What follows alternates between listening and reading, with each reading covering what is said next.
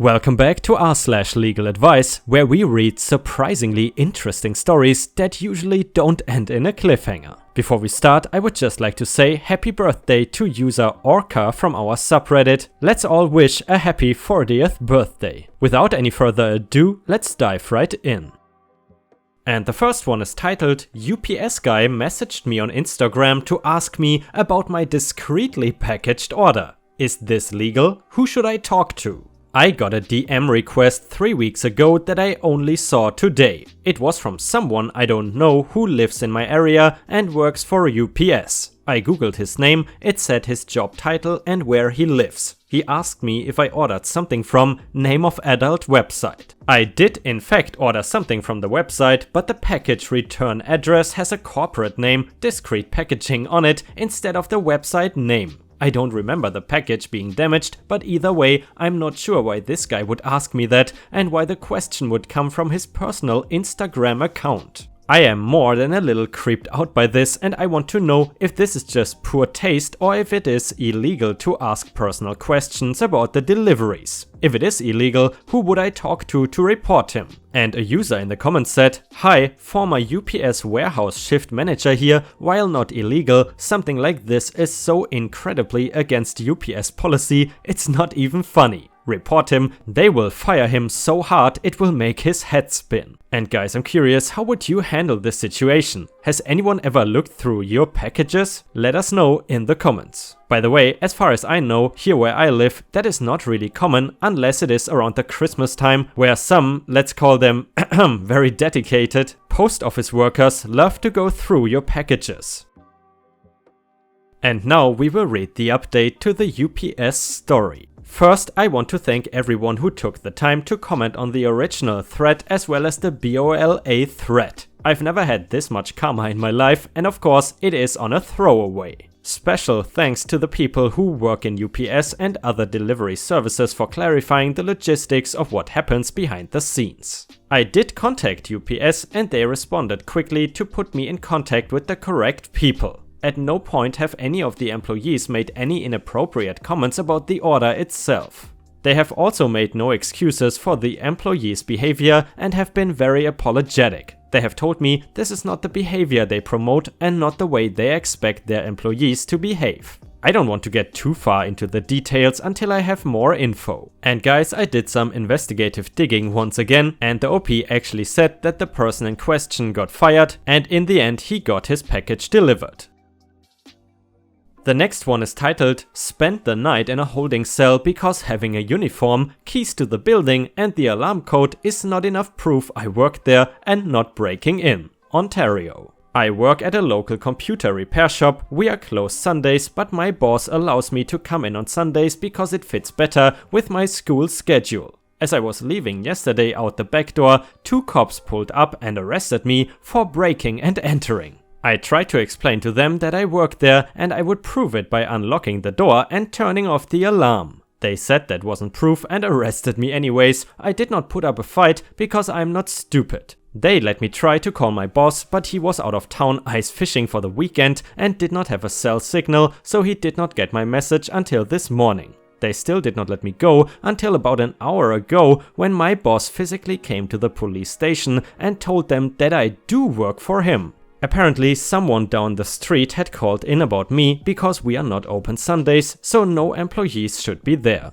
Is there a complaint or something I can file about this? They did not even check if I was breaking and entering, they just straight up pulled up and arrested me. Comments are locked, so anyone late to the party, I'm going to talk to the legal center at my school about it. And a user in the comments said, you can file a formal complaint about the police's handling of the incident with the OIPRD. ETA, OP, consulting a lawyer is not bad advice, but it is important to remember what legal standards apply. The police are given a wide berth to make mistakes provided that their conduct was objectionably reasonable based on the facts as known at the time. The totality of the circumstances as you have presented them in the original post and comments could cause the average person to reach the same conclusion the police did. While I don't necessarily agree with how the incident was handled, it is extraordinarily unlikely that you would be able to file suit successfully. Unfortunately, not every bad arrest qualifies as an unlawful arrest. And guys, what do you think about this situation? Was this an unlawful arrest? To me, it seems like one, but let's see how it goes in the update. And by the way, if you have watched until here, please don't forget to post some star emojis in the comments and also like the video if you want to support me. All the help is very much appreciated and every single like and every single comment counts. Thank you so much. Update to arrested while leaving work. So, quick update, I talked to the legal clinic at school and they said because I have no real damages, it is not worth it to do anything. I did go to the police station and talk to someone higher up, cannot remember exact title. They said the guys are suspended without pay. He did not say for how long and I did not think to ask. I let them know that I would be working Sundays until April and they said if they got a call, they would have to come check it out, but it would not happen again and that my record is clean. I worked Sunday and a cop showed up and they said they got a call again. She said that the neighbors had been calling about weird stuff all week, she did not elaborate, and they were going to do a wellness check and they may not be mentally sound enough to live alone anymore. She said to give them a call if we had any trouble with the neighbor while they look into it. And the next one is titled, California, can I be forced to pay for damage to other party's vehicle if they have full collision coverage? I think I may be being strong-armed. Hi all, back in June I unfortunately had a car accident and was 100% at fault. Not due to negligence, I had the CA state minimum of $5,000 in property damage coverage on my policy. The other driver has full collision coverage, the total claim came out to be around $7,500. 6 months after the accident, the other driver's insurance company sent me a letter stating the following. Your insurance company has informed us your liability coverage policy limits are not sufficient to pay for damages caused to our insured as a result of this loss. Our insured's damages as a result of this loss are $7,500. After your insurance company pays your policy limits, the remaining amount is $2,530. If you have any other liability coverage that may apply to this loss, please let us know. If you don't have any other liability coverage, the remaining amount will be your responsibility to pay. Please contact us within 15 days to discuss payment arrangements or use the enclosed self-addressed envelope to remit payment in full. My heart sank when I saw this, as it is 6 months after the fact and I don't have the means to pay. When I was first giving my report to the other party's insurance company over the phone in June, they told me the damages were $5,500 and asked me if I wanted to contribute. I knew I did not have to, so I said no. I was suffering a massive financial setback as it was, as I had only liability coverage and completely lost my vehicle. I called my insurance today to let them know about this letter and they made it clear that I did not have to contribute, that the other party has full collision coverage. They said there was a possibility that the other insurer could file suit against me to try to recoup the remaining balance, but that it was uncommon, especially over an amount like $2,500. I asked them to handle this for me, but they told me to contact the other insurer and speak to them myself. The other insurer has not yet signed a release absolving me of any financial obligation, as they are looking for other sources of funding first, according to my agent. My plan right now is to send a simple letter to the other party's insurance stating that I have no other liability coverage and that I do not have the means to contribute at all. That way, I can avoid being asked a bunch of questions over the phone that could put me in territory I don't know how to navigate. So, what is going on? Is this insurance company just trying to strong-arm me into contributing when I don't have to? What are the odds that I will be forced to pay? Thank you all and Happy New Year! And guys, one thing I did not really understand is the following. Why did his own insurance company ask him if he wants to contribute? Would there be any positive reason why you would want to contribute to something like this? Furthermore, I'm curious, have you ever been in trouble with your insurance company? AKA, did you have an accident and the insurance company was not willing to pay? Let us know in the comments. By the way, a person in the comments said, you are responsible for the full amount damage, your insurance paid only a part. You are responsible for the rest. If you don't pay, they can sue you, get a judgment, and wait until you save money and collect from you then. And by the way, with my question, I meant that it is kind of strange for me that the insurance asks you if you want to contribute, which basically sounds like you have a choice. And the next one is an update to the insurance story. I realized that this update comes late. I'm afraid that I gave the wrong impression in my last post. I certainly wasn't trying to weasel my way out of responsibility. I was just very confused, having been initially told after the accident that everything was covered and then receiving a subrogation notice months later. I wanted to let you all know what came of the situation in case that it may serve as a help and warning to others. I consulted with an attorney. She gave me some free advice over the phone and responded to the other party's subrogation letter with this response via certified email. Dear claim specialist, I received your letter stating that my policy limits were insufficient to cover the stated claim amount of $7,530 with your request of payment from me in the amount of $2,530. I will require a hard copy of the itemized repair estimate for the insured party's vehicle, as well as a hard copy of proof of payment by insurance company of said repair estimate before being able to proceed further. I look forward to resolving this matter. Thank you. I never heard anything back. I called my own insurance company a couple months later to check in on things. They informed me that my case was completely resolved, that I owed nothing, and that the other party signed a waiver releasing me of any further responsibility. They waived their right to pursue me independently. All of this was finally behind me. I never owed anything, and yes, the other party's insurance company was trying to take advantage of me. They were not able to provide me with the proof I required in order to remit payment.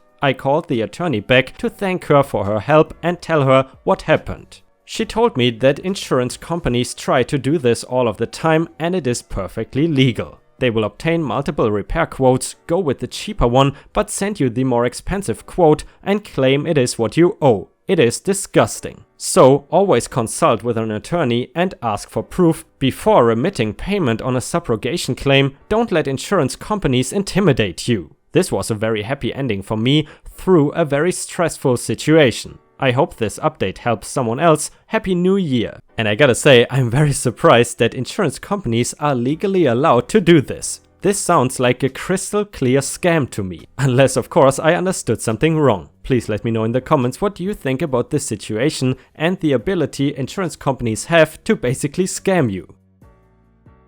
And the next one is titled, Sister's ex-boyfriend keeps playing Ding Dong Ditch despite us having a Ring doorbell and restraining order. Cops cannot find him when we call them. I will spare the details of the breakup, but essentially my sister's ex has been bothering us for about half a year now. We are in CA. Relevant events since the start of 2019 include filing a restraining order and being granted a temporary restraining about 3 months ago. Ex being arrested for violating the temporary restraining order and being jailed for a day. Number 3, getting the permanent restraining order.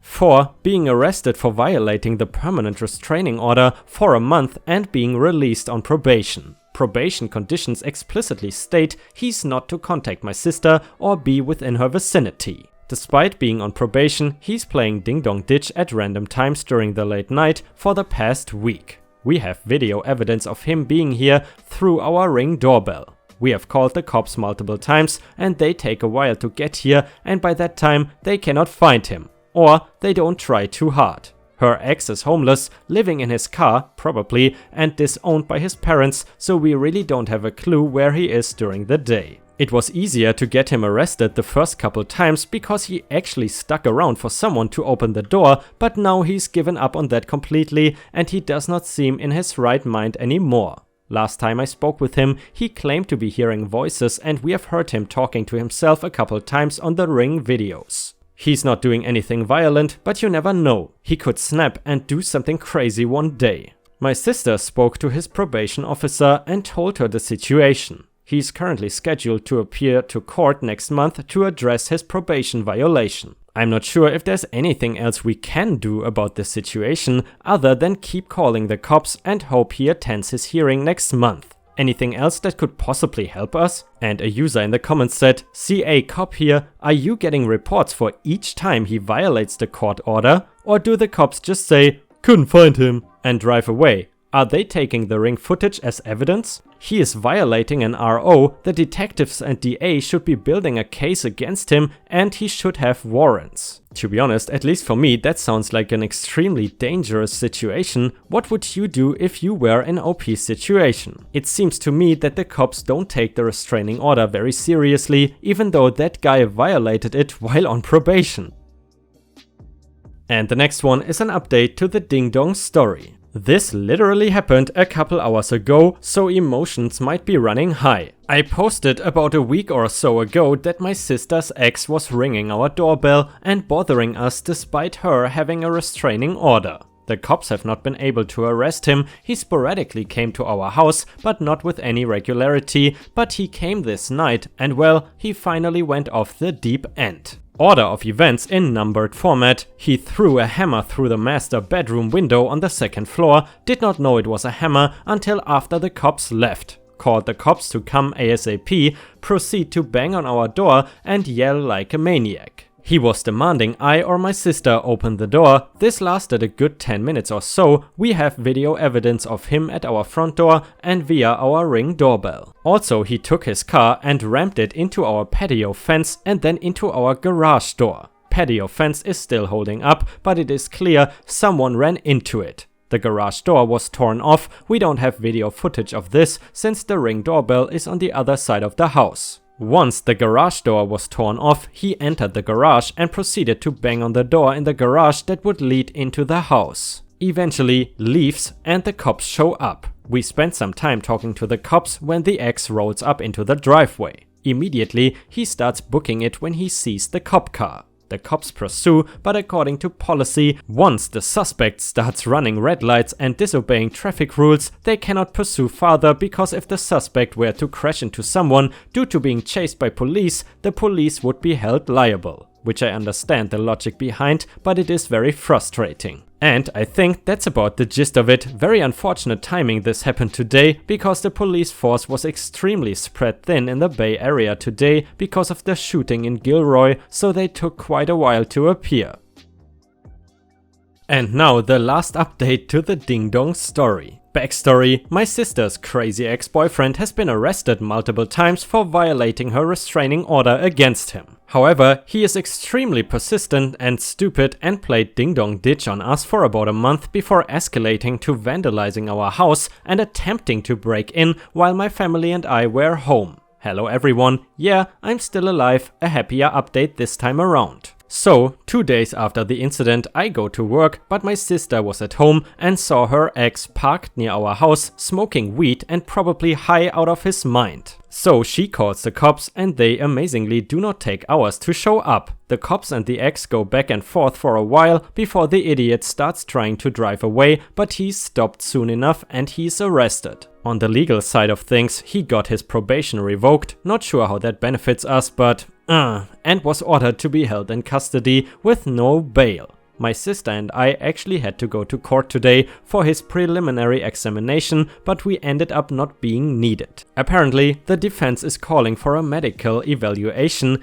because they are questioning the competency of the defendant to stand trial. The DA for the case told us the evaluation will last up to 3 months. Not sure if I heard this right, seems a bit long, but what do I know? If he is deemed competent, the court proceedings will proceed. If not, then they will transfer him to a hospital to try to rehabilitate him, and if successful, then they will continue the court proceedings. So, from my understanding, my sister and I are just waiting for the evaluation to be finished and then we will go from there. In the meantime, he's still in custody with no way out. Now, we are thinking of relocating, which is a whole other can of worms, but at least we bought some time. Many thanks for the people who gave out advice in the earlier posts. I hope my family is through the worst of this situation. Once things are all said and done, at least I walk away from this with a much better understanding of the justice system. And with that, we have reached the end of the video. I hope you enjoyed today's content, and if you did, please don't forget to subscribe to the channel to join our amazing community. Furthermore, don't forget to go to r/ripestories on Reddit to post your own stories if you want me to read them out in a video. I hope you have a fantastic day and I see you again tomorrow.